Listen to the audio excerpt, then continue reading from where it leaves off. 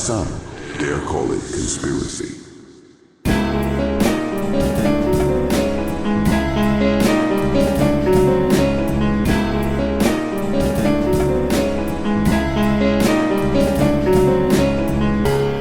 Welcome to the Some Dare Call It Conspiracy podcast, hosted by Brent Lee and Neil Sanders. After nearly 20 years exploring the world of conspiracy culture, we are taking our guests and listeners on a guided tour of the rabbit hole. Our mission? To discover where the truth lies. Mike Wendling, thank you very much for joining us again.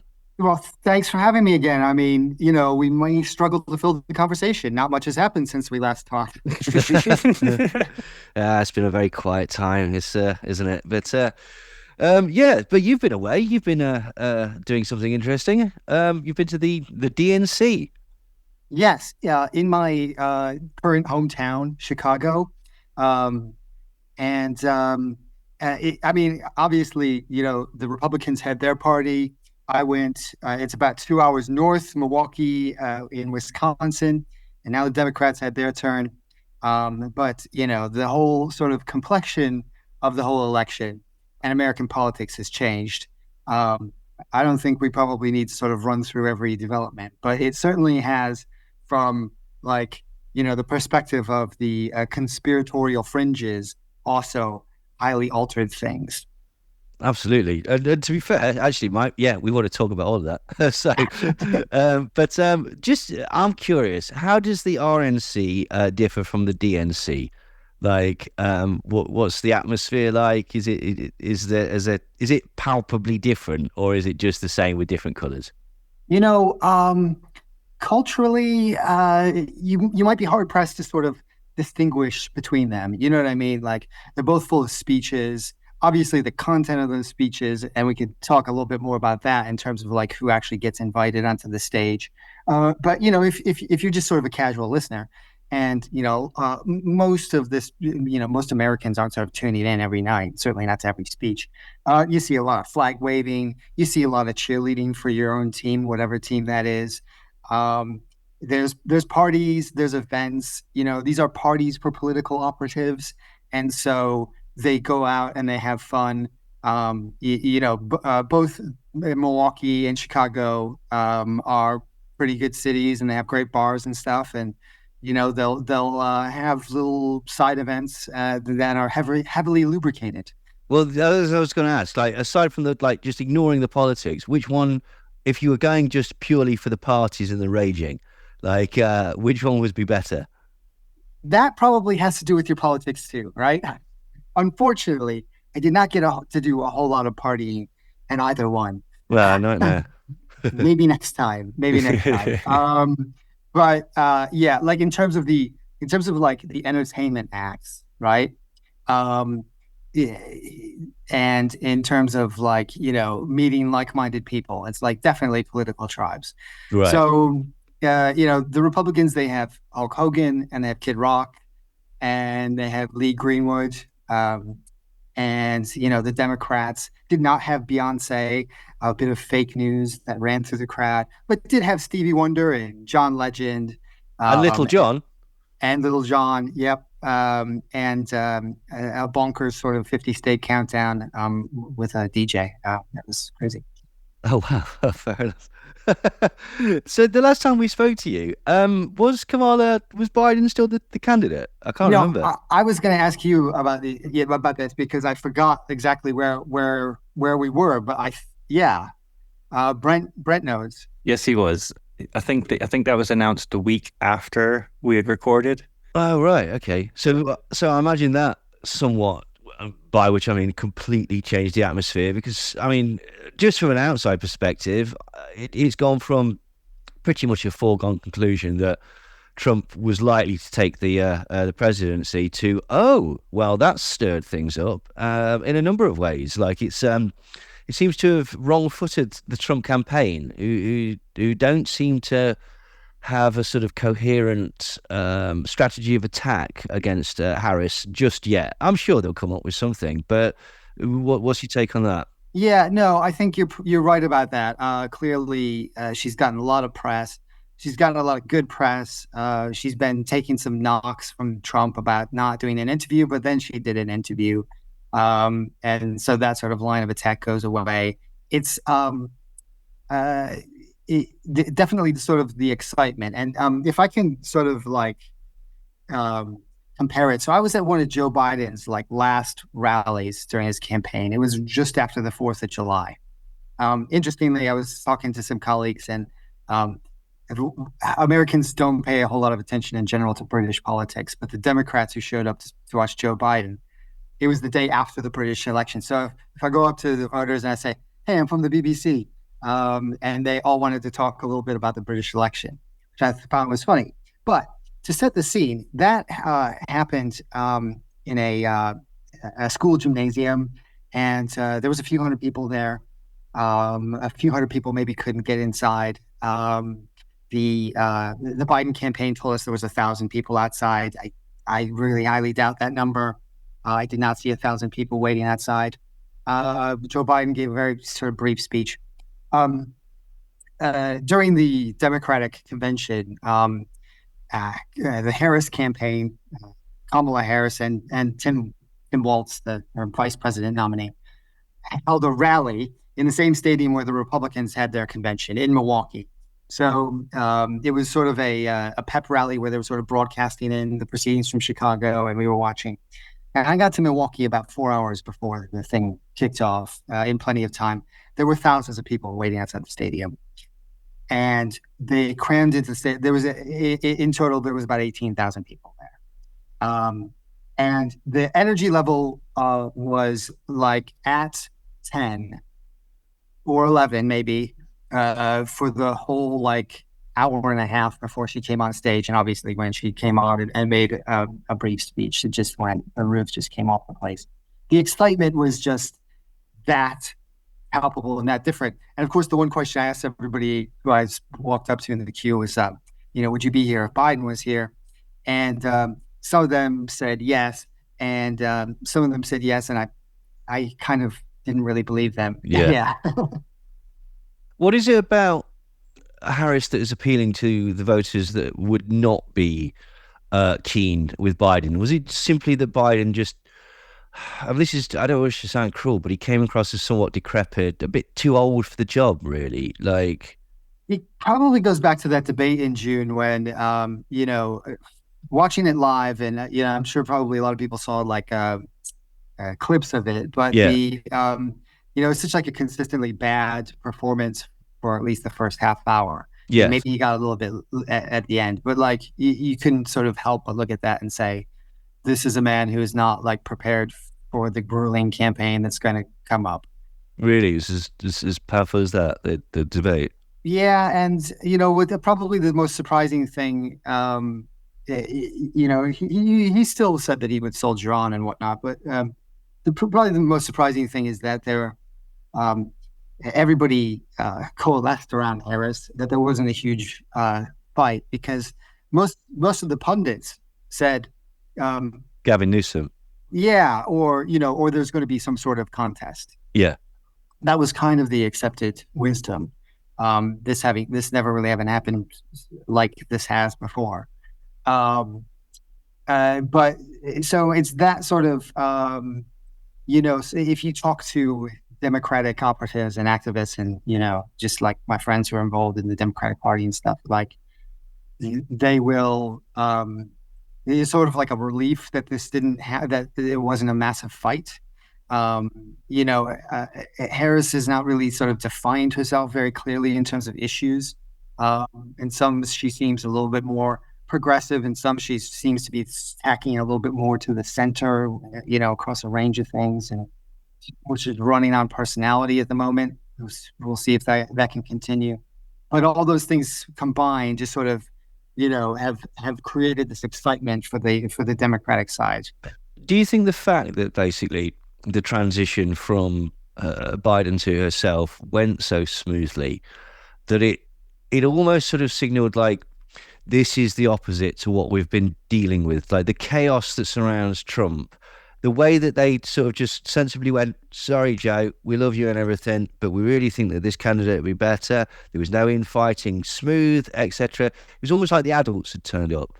And that must be appealing to a certain demographic that is just dreading that, oh my God, what on earth is going to happen now? You know, where we remember Trump. This is the thing, or we do. For some reason, some people don't. And this sort of utter chaos of like, what's he going to do today? Is he going to suggest like tacitly that people put bleach inside them? Is he going to like, you know, insult an entire country?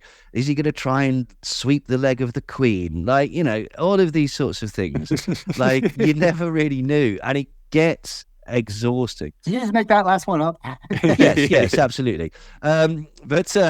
But it gets exhausting. Do you know what I mean? Like, there's only so much owning the libs you can do before you realise that, I don't know if the lights are going to come on tomorrow. Because, like, yeah, no, it's obviously not that extreme, but you know what I mean? Like, there's an attractiveness to stability. Yeah, you know, and I think that there was like a massive amount of pessimism across like a broad range of political thought here in the United States about like another Biden versus Trump showdown, you know, and these very old men just sort of slugging it out again. There was a real sort of fatigue in the air, and it didn't really matter who would be nominated. I think this level of excitement would have been around no matter who the Democrats nominated, you know, assuming that it wasn't a massive fight. And then, you know, the other aspect of that is really, you know, both parties, but I think maybe slightly more the Democrats have this sort of idea that the other side always gets their act together, right? Okay, yeah. And that, and if you think about it, both Trump and Biden had like really obvious flaws and, you know, really obvious sort of like weak points as candidates. And so, just the idea that you know, I see a lot of Democrats say like, you know, finally we actually got our act together. Yeah, you know, the other side always sort of comes together in the end. I think it's a little bit of sort of like overplayed, but that's the attitude that they have now, that they think that maybe they've overcome that hurdle. Well, I think one of the things that was definitely that's backfired spectacularly is that the Trump campaign was going to focus on how doddering Biden was due to his age, and like focus on sort of, you know, gaffes in speech and things like that, which is just, you know, it's just highlighted that. And this week already we've seen just insanity from Trump. Like, what was he was going on about bacon and something else, and he's all over the place because he's riffing. You can see that he's trying to find like a hook. He's almost like a sort of comedian, like, you know, trying out material, trying to see what will sort of will fit. And they just don't seem to have anything other than the sort of underlining, in inverted commas, values that sort of, do you know what I mean? There's sort of more extreme anti-immigration and stuff like that. There's an idea going on there, but they don't have a theme. They don't have a motif. Their marketing isn't great at the minute. Let me try and be like completely even-handed about it, because I think actually they may not be hitting the right messages, or those messages aren't getting through. But right now in the U.S., people are really sort of upset about immigration and the level of immigration, and they are upset about the economy. You know, even though this economy has been it's been a little bit of a roller coaster, up, down, there's conflicting news and whatnot. Same thing with immigration. You know, the numbers at the border are way down, but there's still, you know, a lot of people have come into the country. Yeah. And you know, as immigration is a very sort of complicated, you know, having had my family sort of go through the system, and having other family members and like friends and stuff go through the system, it's very, very, very complicated. And there's kind of a sense of unfairness that a lot of people have, that is, you know, whether you think that's justified or not, it's like it is a real grievance. And so yeah, they have these issues, and you know, some polls show that like the Trump campaign has like an advantage on these issues, but for whatever reason they can't really necessarily translate that. Maybe part of it is that sort of like rambling nature of his speeches, um, and maybe that will eventually create an attack line. But I tell you, the one thing that Americans are sort of turned off by is the thing that Donald Trump tends to go to when he's down or when he's sort of wounded. And that is the real sort of fringe conspiratorial stuff, the stuff about Stop the Steal, the stuff about, a few weeks ago it was that there was some sort of AI manipulation of a crowd size at a Kamala Harris rally. Completely insane, totally false.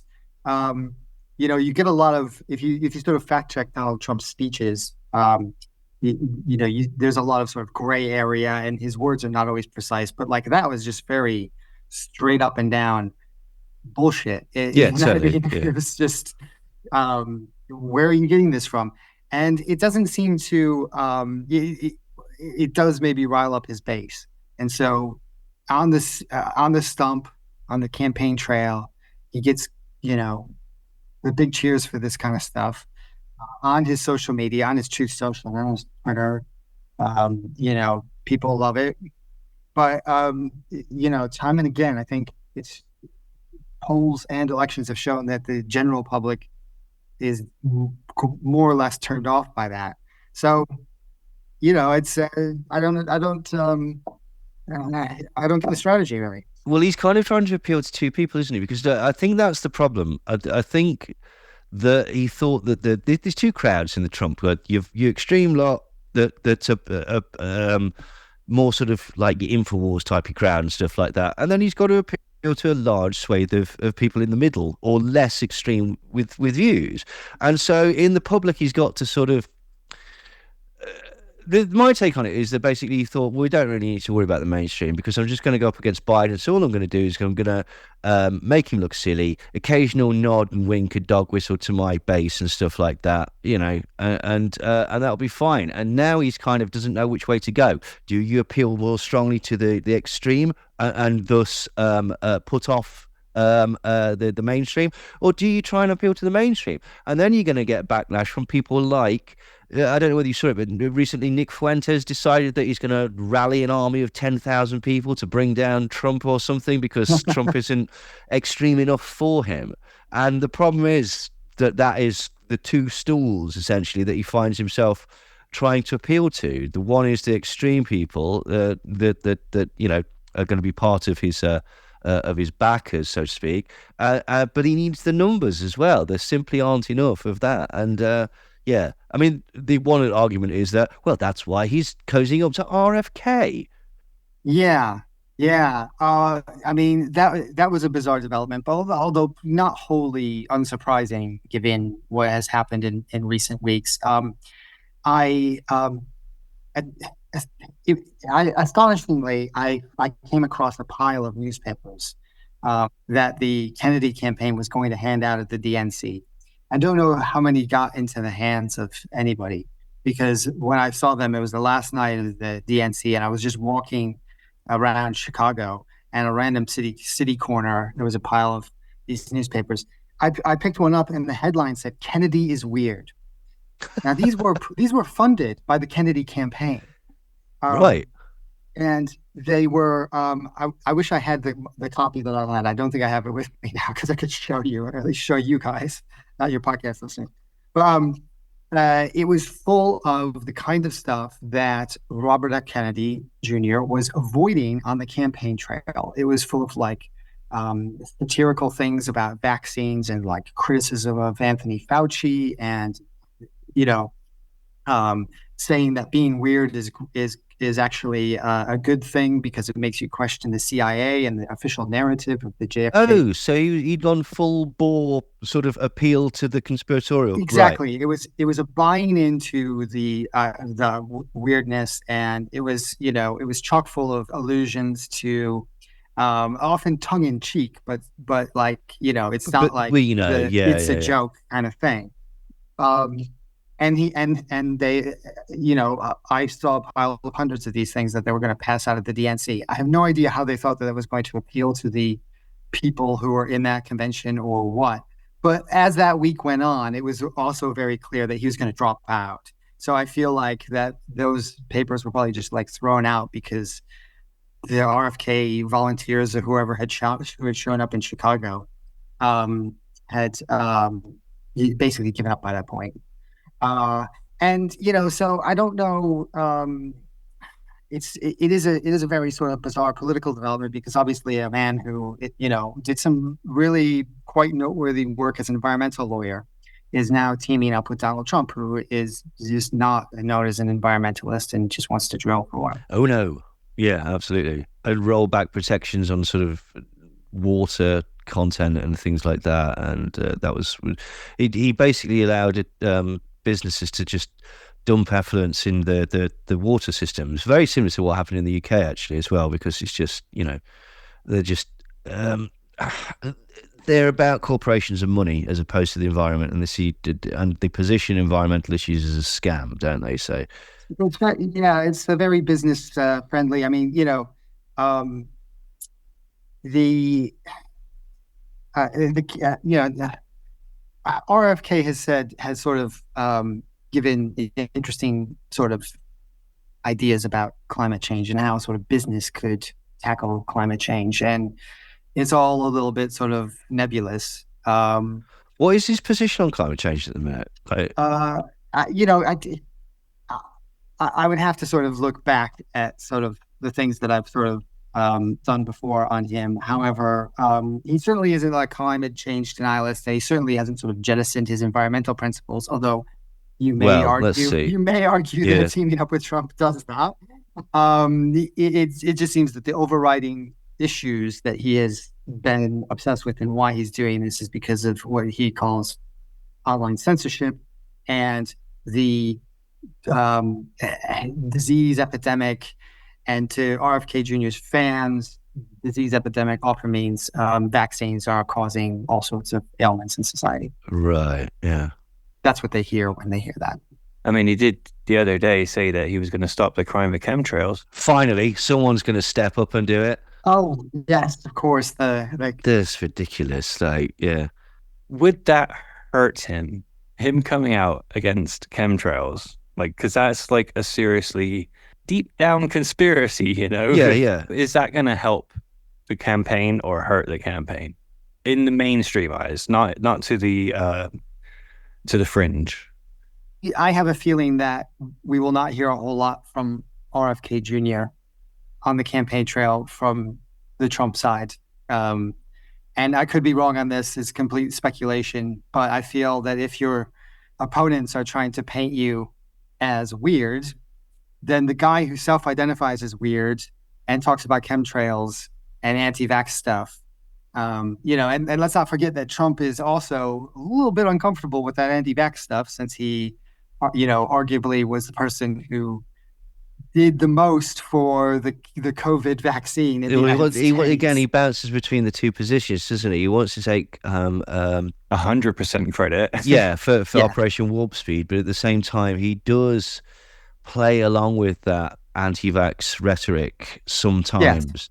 Yes. So people like RFK, Vivek Ramaswamy, Tulsi Gabbard, people like that, are they helping or hindering the Trump campaign, do you think?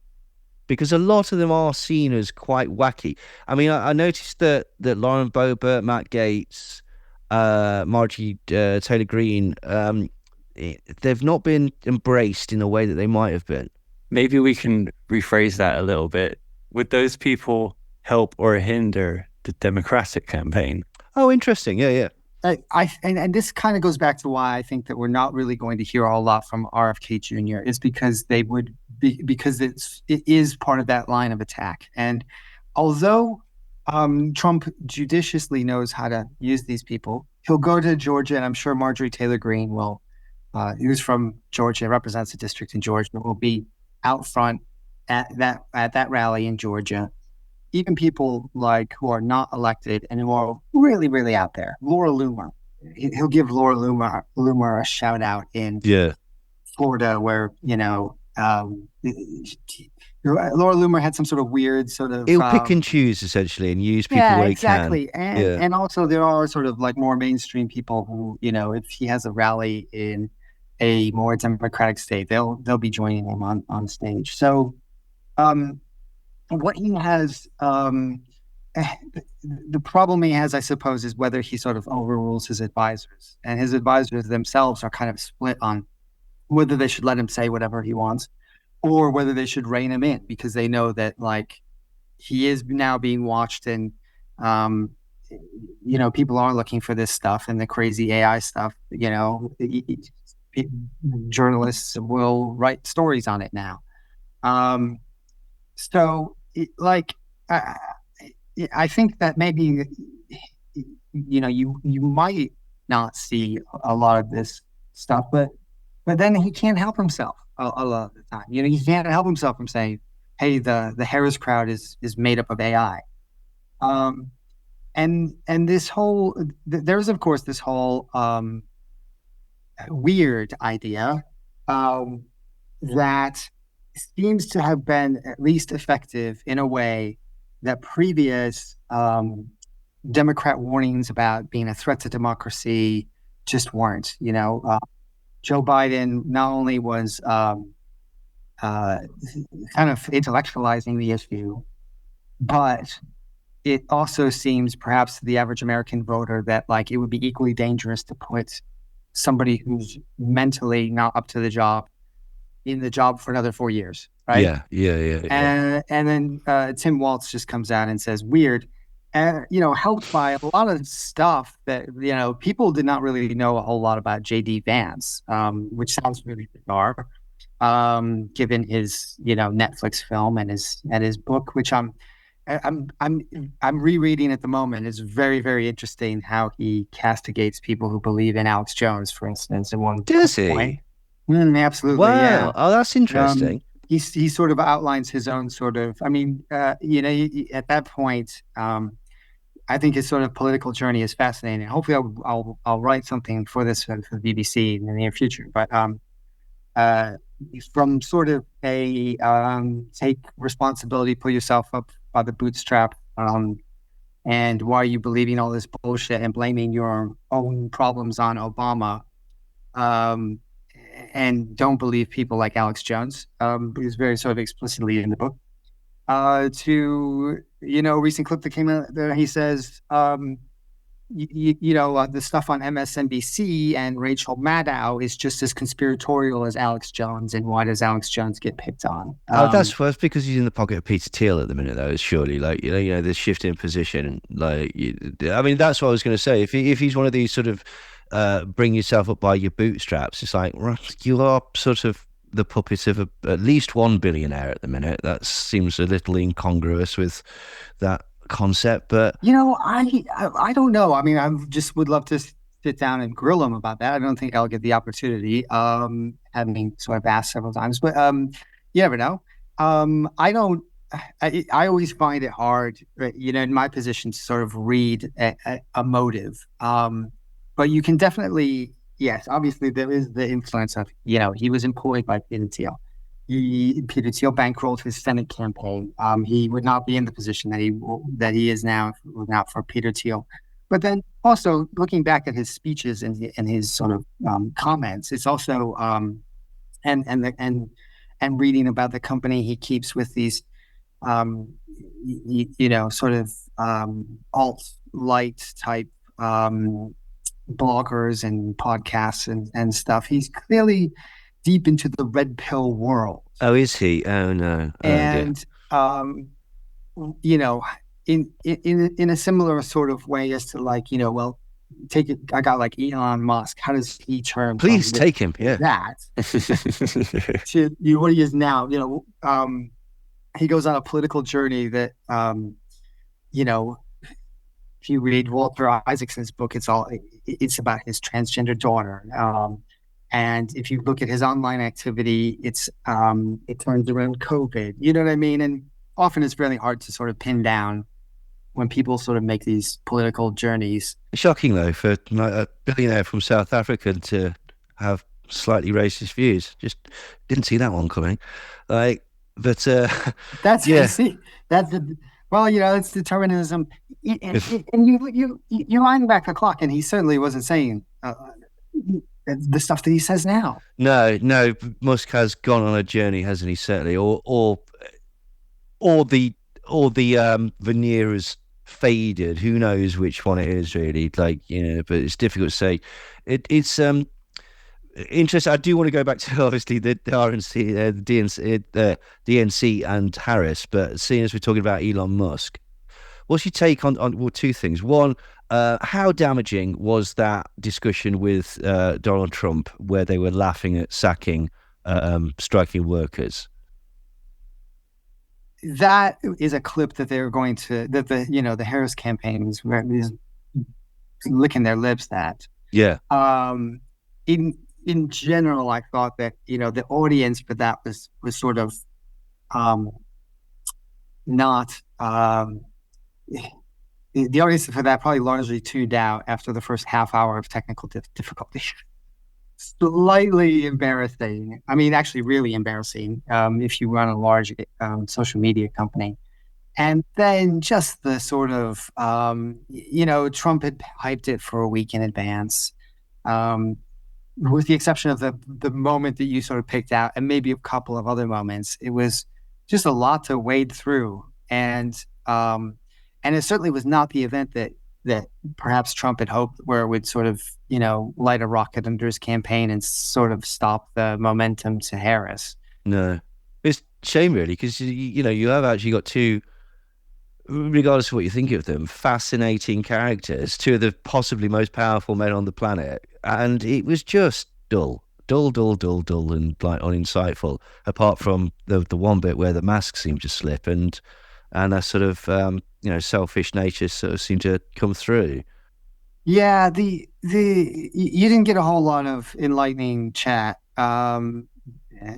definitely. And I think that Elon sort of hedged his bets by hour or two before tweeting about how it was going to be a conversation and rather than an interrogation. And hey, that's great. Have a conversation. As I used to work in radio discussion programs at the BBC, and you could always basically boil down a 2-hour conversation to half an hour on the radio, and then half an hour might still be a little bit dull. Hopefully it'll be very sort of engaging. But when just hearing the we probably are boring people right now. I hope not. Oh no, editing's absolute skill. Anybody that's seen Apocalypse Now Redux understands that sometimes you just need to cut even good bits. They just kill the momentum. Like exactly. Like nobody wants to know about people on a French plantation in Vietnam. Actually, we do, but it would just kill the film. But hey. So in regards to Musk, what's your thoughts about what's happened to Twitter in Brazil? And do you think, or could you see that happening in Europe or America? I mean, for example, he's very clearly promoting certain accounts on Twitter and actually stifling others. For example, White Dudes for Harris keeps getting taken down, and other more right-leaning and Trump-leaning sort of sites seem to be getting sort of pushed in the algorithm.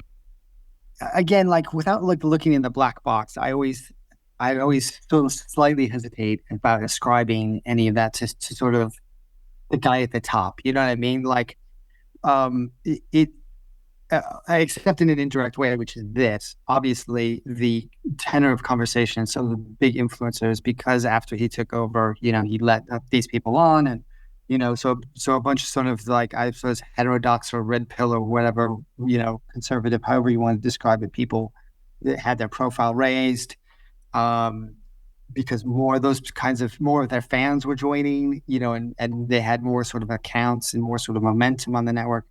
And then that leads to maybe like brigades sort of coming up and sort of complaining about particular accounts and sort of, trying to find those little things in the rules that will zap an account, or that will really get the attention of the moderators, which few are left. Um, in that way, and not necessarily like he has this sort of destruct button where he's just like zap this one, zap this one, zap this one. Otherwise the Krasenstein brothers might be like completely gone, right? I mean, anybody could die. It could be like, we don't want those guys on our network anymore. So I really, I really don't know, but like, like the direction of travel is obviously like this, and what we sort of learned from maybe that Musk Trump interview and that sort of overall tenor is that it's becoming less influential. I mean, I think so. I think there's probably no doubt about it, given the sheer statistics. You know what I mean? The the numbers, are lower. And now Trump has sort of started tweeting again. That might be interesting, but there's nothing necessarily that he has tweeted that's sort of like particularly original, or stuff that is not on Truth Social or whatever. But I think that in terms of like its actual impact on maybe the election or the American political conversation, I think without a doubt it's lower than it has been, and it's sort of tainted by the Musk takeover and Musk's own sort of political shifts or whatever. I was going to wonder, my wonder was, at what point does what Elon Musk is doing become sort of over election interference, or is he sort of separate from that criticism? Not because he's not doing it, but because he's essentially like a sort of William Randolph Hearst, Henry Ford, Rupert Murdoch type figure now. He's got so much influence that essentially, Yeah, he's probably going to avoid any sort of like anything like that. He's obviously in the tank for Trump and has endorsed Trump and whatnot. Yeah. And, you will notice that like since he came out, obviously, like all those other events that we've been talking about have been way more important than Elon Musk's endorsement. That's true. Yeah. Now, I don't want to pretend to be an expert in Brazilian politics, but it has the potential to cause problems. I mean, I think probably Musk has found that he needs to actually like comply with local laws, and that's very difficult. You know what I mean? It's very difficult to sort of be pro free speech and also comply with local laws. He's got that in India. You know what I mean? He has sort of responded to these requests from the Indian government. Well, but the request from the Indian government was the opposite to the request from the Brazilian government. The request from the Brazilian government was I suppose it wasn't really, was it? It was to stifle sort of anti-government sentiment, but he was sort of doing it for Modi in India, and he's doing it for Bolsonaro, who is obviously not in power in Brazil. So it's I don't know, it's a strange one. It is a strange one, and the cases are also specific. We could throw in Telegram and and Duroc getting arrested in France. These things just do not sort of they do not fit neatly into the box that Musk and a lot of people would like it to, which is particularly and peculiarly American free speech box. You know what I mean? And as an American and as a journalist, it's like, yeah, I'm in favor of free speech and I grew up in that tradition, but also it's just not that sort of simple where you get to say whatever you want. You know what I mean? It's like there is regulation, and then also there is speech that sort of restricts other people's speech, and that's pretty clear too. He's so hypocritical, Musk, as well, with his attacks on Centre for Countering Digital Hate, Media Matters, various journalists that he stifled over the years. It's very easy to argue that those organizations are much less powerful and also exercising their freedom of speech. And why would you possibly, even if you thought that their research was biased and that they all secretly hate you or openly hate you? Yeah. Surely if you are an absolutist, you're an absolutist is an absolutist, isn't it? Exactly. So going back to the DNC, what was your highlight of it? Well, I spent a lot of the time. I mentioned the sort of the the Harris rally in Milwaukee. I spent a lot of the time with the protesters outside. Okay. The protests were much larger. They were mostly pro-Gaza protests. That was the big issue that was animating the protesters. They weren't perhaps as large as I had anticipated. They were, by all accounts, with the exception of one night where there was a sort of small group that gathered outside the Israeli embassy, the Israeli consulate in Chicago. They were all pretty peaceful. I only saw some very, very minor trouble that was very sort of easily taken care of by the police. I suppose, like, if we're talking like about the broad political issues, that could be an issue, and certainly it's like an issue within the Democratic Party, because those protesters know that they're not going to get any concessions from the Republican Party or Donald Trump. So, for them, the Democrats, and sort of putting pressure on the Democrats, is the only game in town.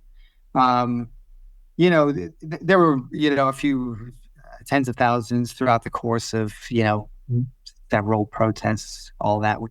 No one protest was more than, I would say, like a few thousand. Was it just pro-Gaza protests, or were there other types of protests against Harris? There were some other protests, yeah. There's just sort of a grab bag of left-wing groups. But like the Gaza stuff was definitely like the main organizing principle. There were sort of, student loan protests and sort of poverty protests, things like this. But it was the overwhelming thing was the war in Gaza. Interestingly, because of that, I was only in the arena sort of like one night. I wanted to try and catch all the speeches. Bill Clinton came out, and I heard and listened to later the Obama speeches. And did you not see the Obama live, or? I weirdly I listened to it on the radio, and I couldn't understand why everybody, when he was talking about crowd size. Quip about Donald Trump and crowd size. Because I was listening to it on the radio, I was like, why is everybody responding to that line? That's crazy. But then obviously you see it on TV, he makes a hand gesture. No, that was, he's certainly an orator. It's interesting that they've got that angle as well. The sort of, just calling it weird, just sort of laughing. It also feeds into the sort of like, they've kind of, again, this might be just my perspective, but the Democrats seem to have just gone, all right, let's just act like adults. And again, as almost like as a counter to the sort of chaotic flinging of insults and sort of bombast of Donald Trump. But on the other hand, it's not entirely clear what Harris's policies are yet. Was there any hint of policies or direction or anything like that was floating about? I mean, that stuff is arguably being fleshed out. You know what I mean? She's been a little bit more definitive on some things. And she certainly sort of walks back from some of the stuff that she tried to run on last time when she ran for president. Like, you certainly are not going to hear her say things like defund the police. The interesting thing is, I mean, on another hand, is that there's also more of a willingness, I think, and I'm not putting any sort of moral judgment on this, just making a political observation, which is the famous line from Michelle Obama was, when they go low, we go high, right? And she and her husband, the former president, were totally willing to like go low. Yeah, right? Yeah, absolutely, yeah. And certainly they are not. Tim Walz is making jokes about J.D. Vance and couches that are like, completely made up. But funny. Rumors, so it works.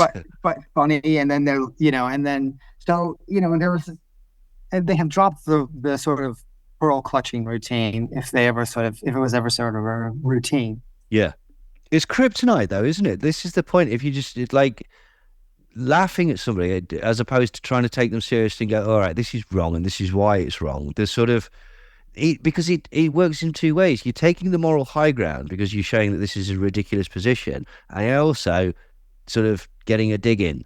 Like, so it's in some ways it's have the cake and eat it too, but it's quite clever and it's certainly effective. Quite possibly it has been effective so far. I think you're totally right about that. We'll see if it continues, because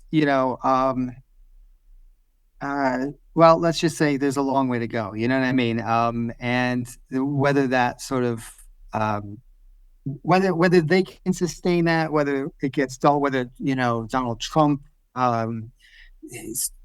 what he says is going to be a complete wild card. But you're right. Like, so far, that's kind of what's happened, really. To be fair, I'd say like that actually kind of did start a little bit with the Biden campaign when like the Dark Brandon came in. Do you think maybe it's like obviously online and on X and places like that, it pays to be funny and edgy. Like, do you think they thought, oh, the Dark Brandon memes all took off, let's continue that, and like those people kind of took over the online promotion of it? And I feel like that is true, and it really helps that you have a much younger candidate. And I'm sure that she's not like really listening to Charlie XCX all the time on her Spotify, but at least there's a sort of when like the Biden campaign is like very transparent, that it's like not like him behind it. You know what I mean? Yeah. If you have somebody who seems maybe a little bit more sort of like younger and clued up, then maybe you can imagine that Brat Summer and like Turning the Page Green is sort of like all of one brand. You know what I mean? I don't know if that makes much sense. No, absolutely. No, it does. It's like, it's the appearance of youth. It's comparable to Nixon, Kennedy, not in gravitas, you know what I mean. His visual appearance in the debate, basically, against Kennedy's seeming youthfulness, was a great detriment to Nixon's campaign, obviously, wasn't it? Like, the irony being that Kennedy was probably more broken down than anybody in that building at that time, like with back problems and various other problems. The other thing I wanted to mention about the Democrats, especially to you guys, is the fact that I'm almost I shouldn't be surprised, but I am a little bit surprised that the rumors or the conspiracy theories about how the Trump assassination was somehow a fake assassination have persisted. You know what I mean? And they certainly aren't sort of like mainstream. I'm sure that if I went around the Democratic convention, I could find delegates who were there who would maybe buy into them. But so many people still think that. Yeah, and it's really sort of popular online. Again, like, it's not something you hear from the candidates, and they're not even sort of going there in terms of like, there's not sort of like a quip from Tim Walz saying, "Hey, go fake another shooting, dude," or whatever. Well, again, like, I think the problem with that was that because so much of Trump is theatre, and I don't mean that in a literal sense. He's a showman. Like, whenever one of the sort of selling points of him is that basically if he says something, you've got two schools of thought. One person that goes, "Yeah, he said it, he means it," and the other person that goes, "Oh no, he's just Trump." Like, you can't take that seriously. So he's got that. So I know people that still think. In fact, shout out Martina and Liam. They who still have very, very sort of like reasonable questions about what happened and are convinced that there was a degree of setup to it, just because of the way that it looked. And I can understand why. I don't particularly. I don't buy that. I think it was down to miscommunication due to the fact that Trump is notorious for not paying security in venues and stuff like that. So a lot of the aspects of it, I suspect, were rushed. And when that sort of thing happens, you get miscommunication and gaps appear in the control mechanism. You can tell I work in compliance. So that's it. But yeah, a lot of people do still have doubts about that. But I think that's one of those things where it's almost like a sort of for want of a better, like, boy that cried wolf. Do you know what I mean? Trump's always done that sort of stuff. So when something actually real happens, Yeah. There's that classic line of like the difference between taking him literally and seriously, yes, and yes, yes, his supporters taking him seriously but not literally, and everybody else taking him literally but not seriously. But yeah, look, I mean, people, whenever, every so often, I'll sort of say, oh my gosh, look, this tweet got how many of thousands retweets. These people are still around. I get that. I get that sort of argument, the one that you sort of laid out, that like, yeah, there's so much that is sort of a showman persona, fake, however you want to talk about it. But that is the logic of, you plug in your conspiracy theory here. You know what I mean? It's like yeah. show the evidence, and then like nobody has any real evidence. The evidence is absence of. Oh no, absolutely. You see, there's a vacuum for facts, and so people go, they fill it in for themselves and want answers. Just the irony is that Trump is such a charlatan. He's so sort of fast and loose with facts and stuff like that, and his positions are bounced so much around, and so much of what he does is pure performance. I can understand why people were suspicious of that event. Well, I can understand why that was the initial reaction. My surprise comes that like it's still such a thing. Yeah, you know yeah, what I mean? It is still such a thing. And that sort of ties into, I mean, I think maybe Trump is one of the main drivers of this, but like the whole conspiratorial mindset of America. There's sort of, it's always in the background. There's always that, the tendency of, hidden hands. Exactly. It's shot through American politics. You need to, watch whatever political movies from the 60s or whatever to realize this stuff is not new. No. But it's just one more sort of, to my mind, evidence that like that's coming to the fore, and it's coming to the fore in like a lot of places where people, it might surprise people, or where like people thought that they were immune to this kind of stuff. Okay, this kind of makes me think of something else that's been going on currently that I'd really like to get your take on. The fake story put out by Rebecca Jones claiming that Melania Trump had filed for divorce. And she did this on purpose to kind of, I don't know, experiment or whatever she's trying to say that it was. Like, what's your take on this? Is it ever okay to make something up? To my mind, no. Like, I'll just put it out there. And I saw that. And number one, I was very, I sent my colleague, Cheyenne Saturday, a message. I was like, hey man, you're named in this story. You're named in our Substack as somebody who actually called this bullshit out.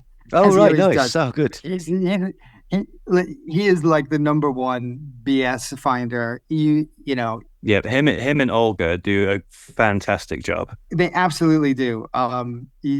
Anybody who I can't imagine that the people who are listening to this podcast don't actually follow him on X, but like, if you don't, definitely do. Yeah. But I don't know Rebecca Jones. I have had some brief email interactions or whatever interactions on Twitter with her, but I did write a message that was like, why did you do this? What did you think that you proved? If you want to prove that like disinformation like moves faster online, or moves faster than the truth online, like there's voluminous academic research that shows that's the truth. That's true. I just did not get the purpose, and I mean, maybe she does have some sort of greater purpose. I don't know. Yeah, what was it that she hoped to do with it? Well, I mean, what has she said, Brent? Why did you? I saw something there. She said it's the kind of thing that might happen, or I forget exactly what you said, but it sounded like somebody that had got caught in a lie. So to be fair to her, I'll read out her tweet, what she said to explain what happened. Yeah. Within 2 hours, I made up a rumor about a presidential candidate. AI-generated news sites reported it as fact. Journalists shared it. Community notes incorrectly fact-check it. Nothing stopped its spread. Millions saw it. Key influencers knew what was happening and played along. Imagine if we organized and decided to create real disinformation. Imagine if we were the alt-right. I still think that's a dangerous game to play. There's one, unless she comes out and reveals that she's been Andy Kaufman all this time, then I think that's I don't know if I buy that explanation. I still don't get it. I mean, like, we knew that. We knew that about the alt-right. Exactly. We knew how they manipulate. I mean, let me plug my first book. It's called Alt-Right. Yes. It details, and I'm certainly, not the only journalist who's categorized these people and sort of shown how they operate. We saw an example of it, a horrible example of it around the terrible tragedy in Stockport. We saw an example. We don't need to inject another example of bullshit to show how people lap up. Yeah, I just don't get it. It's not a revelation that disinformation spreads very quickly. Like, it's right. What people like yourselves and us off the back of you have been saying for years now. So what are you trying to prove here? Are you guys familiar with Christopher Blair? Who he has a ton of websites. We profiled him years ago. In some ways, I feel like maybe he's a little bit more defensible. But he is a Facebook page called something like America's Last Line of Defense, which if you know about it, like, you'll see it sort of crop up every now and again, or some of his other websites, because he did have hundreds of them. Yeah, and he always his sort of motive, or his sort of explanation for inventing fake stories. Yeah. And we call him sort of like godfather of fake news. Martin Schenk at Lead Stories, who's one of the godfathers of ferreting out fake news, said, like, he is the number one dude, him and his website chains. But he was a sort of like Hillary Clinton supporter, liberal type person, who was basically using this, number one, as a way to mock right-wing Americans and Republicans, and number two, to make money. Oh, right. Yeah. Well, there you go. Just some of these Facebook pages back in the day of 2016, the heyday of those kinds of things, were like, attracting massive amounts of traffic. But he had the opposite political view, and maybe that is not. I think maybe there's an argument to say that's not at all defensible. I mean, maybe it's even worse because he was just like doing it for profit. It's an interesting way to sort of go about proving your point, I think. But again, like, if we bring it back to Rebecca Jones, if that's what she's trying to do, we have The Onion, we have the National Enquirer, you have the World Weekly News. In fact, does that exist anymore? But you know what I mean? Like, satire is not Rebecca Jones has not invented satire by putting out a fake story about Melania Trump. Ironically, at the same time, Scaramucci came out and basically says, she hates him. There's only one person in the world that hates Trump more than Melania, and it was that general that he insulted. I want to say McKinley, but I don't think that's his name. Oh, was this a story about the general who said that Donald Trump's alleged comments about suckers and losers dying in battle? It might have been him, possibly. Yeah. Part of his problem, I think, is just, we've seen this episode before, right? Yeah.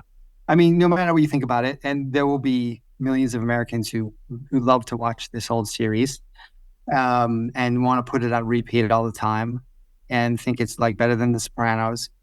Nothing's better than The Sopranos. There's also many, many millions who have also seen this and do not want another episode ever. Yeah.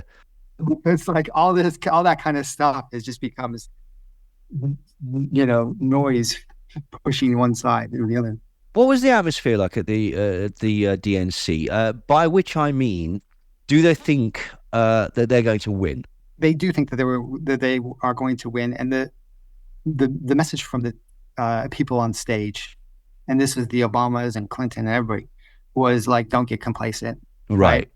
Because I think like the people in the crowd were totally like uh, uh, they're just sort of convinced that they're going to win. And in the same way that the Republicans are, more specifically convinced that Donald Trump cannot lose. And this is a very Potentially dangerous. I mean, perhaps the best you can hope for in terms of like a nonviolent outcome would be that one candidate or the other would win very clearly. But of course, we're heading to a very close election, no matter who wins. And that's kind of what I would sort of like outline as like the main fear. Particularly from the people who are being fed the election is rigged narrative. Yeah. Too big to rig already. Too big to rig. Yeah. And what happens if your candidate does lose? It's I think probably from the people I talk to and the reporting that I've done and the experts I talk to, it's something like January 6th is probably unlikely again, because you're not going to have for one thing, everybody will be on it and everybody will be more prepared than they were last time. Well, if you did try another January 6th, you've got to either... Well, there's no point doing it unless you're going to follow it through to its logical conclusion, which is a genuine overthrow of the country, a violent insurrection. And I don't think that would work even if they wanted to do that. So, like, it's a strange one, really. But here's something. Kamala Harris, she's a lady. She's a lady of colour. Is that going to affect people's voting in America? Is that still the sort of thing that some people simply aren't ready for? That's a good question. Possibly. But, obviously there's already been a black president. In the fact she's a woman make a difference. I mean, I think I've seen polls that say that it might. And I've also seen polls that say that it won't. It's a very complicated question because you will have people who might be tempted to vote for because she's a woman. And then you have the people who are tempted to vote against her because yes, I suppose. You know what I mean? And you got to weigh out all that kind of stuff. Is very complicated. Yeah. So I don't know. I don't think that'll be the defining factor, but it could be a factor. I think if they listen to the Trump campaign, because the Trump campaign is trying to say she is A, not a woman enough because she's never had kids, and B, she's not black enough. So, hey, she might be the perfect candidate for you if you're listening to Trump. Yeah. Again, another issue where I just don't understand the strategy behind that. I think that this is what we've been saying. They don't appear to have a coherent strategy. Like, and where you also seen that? InfoWars. Like, Alex Jones is desperately trying to get a hook to attack Tim Walz or Harris. And the best that they've got thus far is that they say that Tim Walz kind of looks like he might be a sex offender. And it's like, right, okay, that's grim and weird and weak and just unpleasant. Like, so yeah, it's they don't appear to have a strong hook at the minute, basically. All they've got is communist. Yeah. But that's communists. That was gonna be the rant of certain people anyway, wasn't it? Like, it's bizarre. And I suppose since we're on the big themes, the Harris campaign is definitely doubled down on this idea of freedom. And we've been talking about free speech and Elon Musk and how how complicated that is. It's such an elastic concept that, and I think probably is a good political move because, like, who in America is going to say they're anti-freedom? But they just emphasize their own reasons of freedom. It would be, abortion and the freedom to have healthy school lunches. Tim Walz likes to talk about these bread and butter kinds of things. And I think that again surprised me in terms of how quickly they lit onto that theme. And I suspect that there was some definite that perhaps Kamala Harris had her own people who were doing some pretty significant polling before she was officially the candidate. Oh, I see. Okay. I don't want to sound conspiratorial, guys. That's not conspiracy, is it? That's marketing strategies and stuff like that, isn't it? Like, It's preparing for eventualities, right? Succession plan, whatever you want to call it.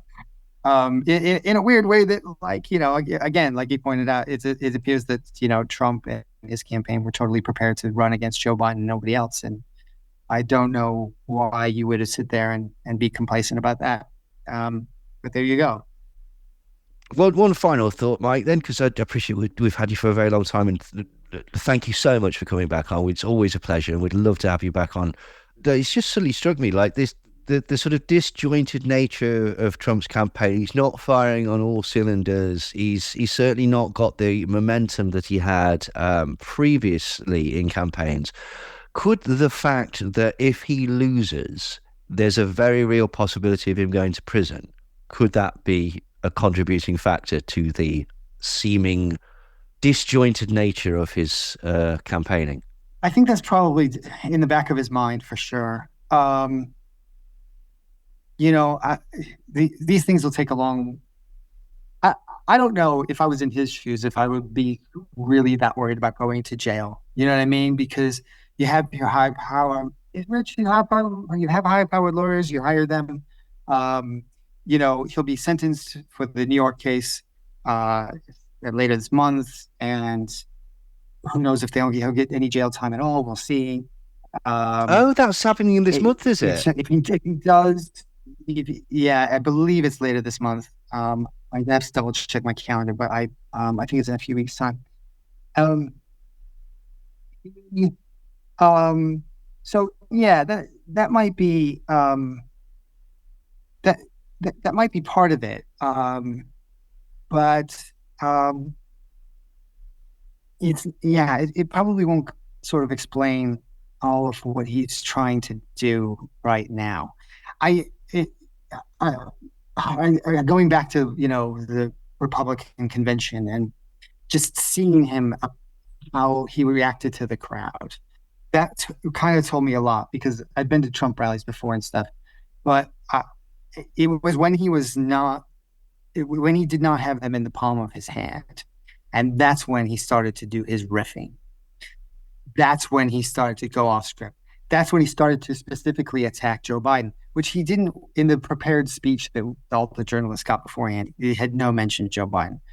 And he only mentioned it once, but he got a big cheer. And so then he started talking a little bit more about the presidency and about how the current owner of the White House was not, occupier of the White House was not all there. Went on, gets a little bit further. And so when he's in front of these crowds, this is when he kind of gets carried away. And he loves it. And to him, this is a signal of how much people love him.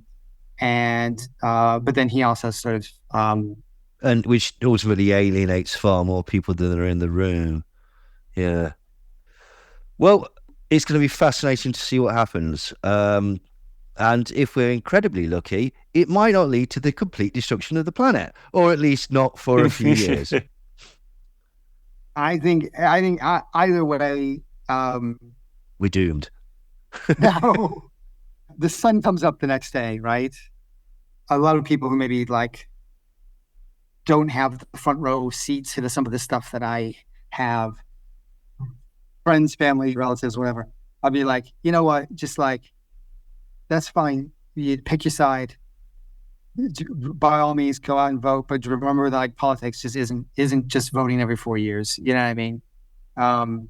If you win, you lose. There's always things to fight for, and there's always your own sort of values and your own sort of opinions. So that's I think applicable no matter where you are. So it's everybody just take a deep breath.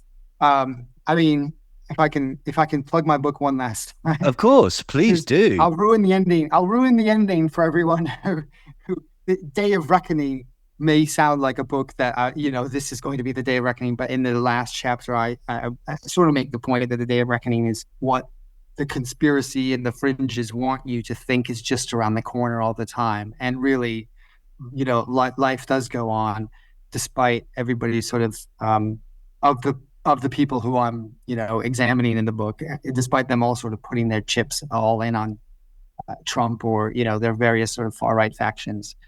Actually, we do not need to be at alarm level 10 all the time. It's not very healthy. Yeah, but everybody go out and buy The Day of Reckoning by Mike Wendling. It's a fantastic book. Thanks, guys. Always a pleasure to talk to you.